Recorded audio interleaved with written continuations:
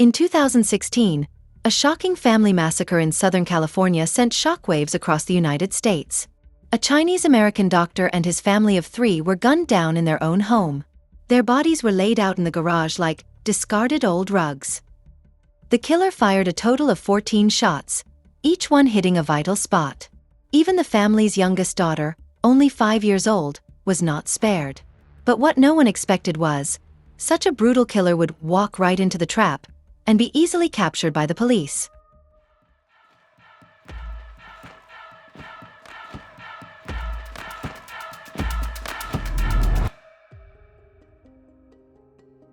In Southern California, there was a highly respected physician named Han Weidong. He not only earned a PhD in Western medicine, but was also well-versed in traditional Chinese medical theory. Thanks to his exceptional skills, most of his patients were wealthy individuals who placed a high value on their quality of life. Naturally, Han Weidong's income continued to grow. With his considerable wealth, he purchased a luxurious villa in Santa Barbara, complete with 7 acres of land. Since traditional Chinese medicine shops were scarce in the area, Han made use of his land to personally grow Chinese medicinal herbs, so he could prescribe them to his patients. What no one could have imagined was that such a life-saving Chinese-American doctor would one day fall victim to a brutal family slaughter. On March 23, 2016, 2 of Han Weidong's colleagues had arranged with him the day before to travel together to Los Angeles for a meeting. But when the agreed time came, the usually punctual Han failed to show up. The 2 colleagues tried calling him, but no one picked up. Sensing something was wrong, they decided to check on him at his home. When they arrived, they saw Han's car parked in the garage, a sign that he hadn't gone out. Yet strangely, the house was eerily quiet both inside and out, no trace of the usual sounds of life. Then, just as they stepped into the garage to look around, they were confronted with a horrifying sight. 3 human-shaped bundles lay on the floor, tightly wrapped in plastic sheeting and secured with tape. The outside of the plastic was soaked with blood. Shaken to the core, the 2 colleagues immediately dialed 911 to report it. Police rushed to the scene and began searching the house. They found that the bedding from 2 of the beds was missing, leaving only the bare mattresses. Those missing items, it turned out, had been used to wrap the 3 human-shaped bodies. According to the coroner's examination, those 3 human-shaped bundles were, in fact, the bodies of Han Weidong's entire family. 57-year-old Han Weidong, 29-year-old Yu Huijia, and their 5-year-old daughter, Han Yusin. Their remains had been callously left by the killer on the garage floor, a sight both shocking and heartbreaking. The autopsy report revealed that all 3 victims died from gunshot wounds to the head. Han Weidong and his wife, Yu Huijia, each had 3 gunshot wounds to the head, while their daughter, only 5 years old, had suffered 8 shots to the head. The killer had not only wiped out the family in such a brutal manner, but had also mercilessly slaughtered an innocent little girl who had no understanding of the world. What kind of deep-seated hatred could drive someone to commit such an atrocity against the Han family? Yet, to the police's complete surprise, just as they were preparing for what they thought would be a long and difficult manhunt, the killer walked right into their hands and was captured with ease. Just 2 days after the mansion massacre, police received a mysterious phone call. The caller, a man named Thomas, claimed he knew who the killer was. Thomas told police that he had a friend named Pierre, who once approached him with a big job that, if done, would bring in a huge payout, more than enough to share. This so-called big job, according to Pierre, was to kill Han Weidong's entire family, after which he wanted Thomas to help dispose of the bodies. Once the job was done, they would split the $20 million in Han Weidong's bank account. The moment Thomas heard this, he knew it wasn't something any sane person would agree to, and flatly rejected Pierre's proposal. At the time, Thomas thought Pierre was just messing with him, so he didn't take it seriously. That was, until Thomas saw the news about the mansion massacre. Only then did it hit him. Pierre hadn't been joking at all that day, so Thomas immediately contacted the police. With this lead in hand, officers quickly moved in and brought Pierre to the station for questioning. At the same time, they searched Pierre's car, finding the cell phones and wallets of Han Weidong and his wife, as well as a 9mm pistol. Pierre tried to bluff his way out, claiming he had simply found these items on the road. But his phone and computer search history told a different story. Investigators discovered that Pierre had searched for how much damage can a pistol do to a human skull, and detailed information on the Ruger MKII pistol. Following the trail, police found surveillance footage from Arizona showing Pierre buying a pistol holster, plastic sheeting, duct tape, and a bundle of steel pipes, items eerily similar to the tools used at the crime scene. This only deepened the suspicion against him. As the investigation continued, police learned that on the very day Han Weidong's family was killed, Pierre had also searched on his phone for the term wire transfer. Coincidentally, or perhaps not, that same afternoon, Han Weidong's account had mysteriously wired 2 separate payments to Pierre. Based on Han Weidong's estimated time of death, police concluded that it was impossible for those 2 wire transfers to have been made by Han himself. Even more telling, Pierre's computer contained a Trojan horse program, something an ordinary person would never encounter during regular computer use. Forensic analysis revealed clear evidence that the exact same Trojan had infiltrated Han Weidong's computer, and that Pierre's copy of the program had been installed 1 hour earlier than Han's.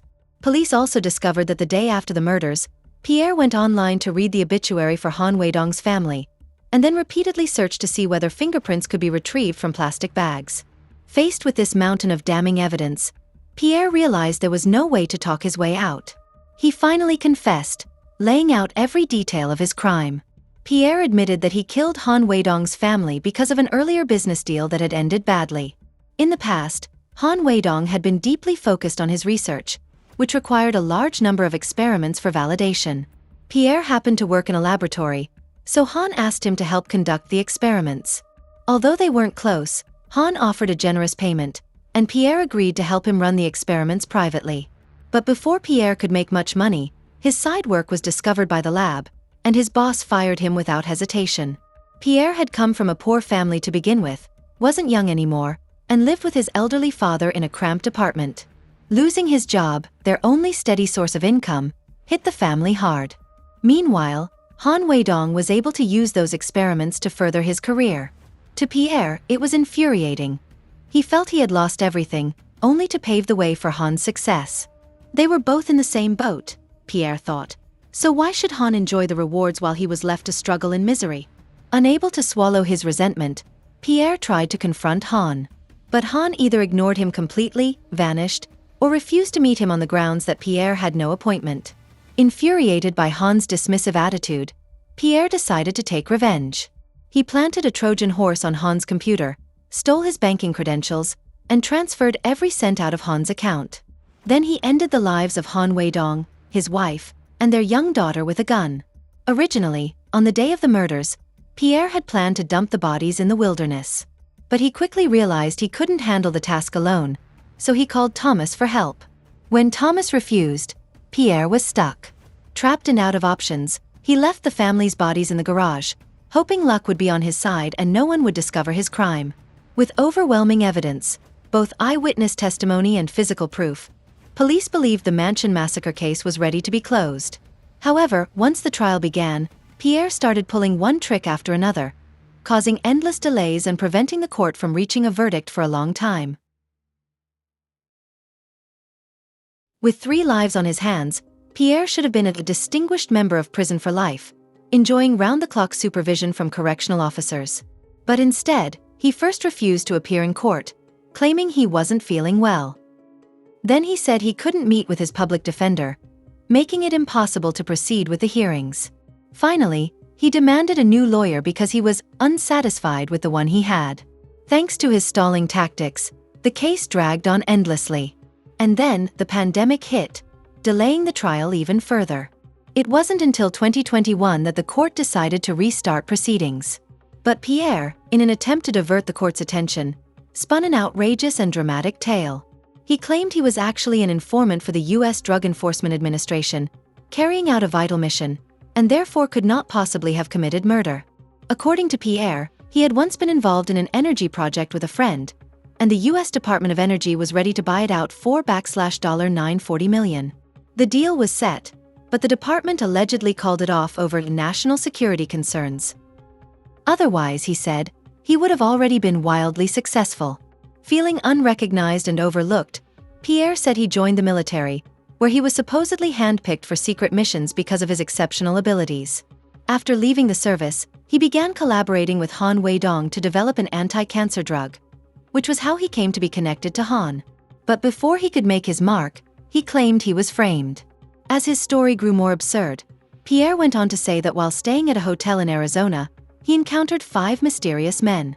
In his words, he was suddenly blessed with divine strength and single-handedly took down all 5 without breaking a sweat.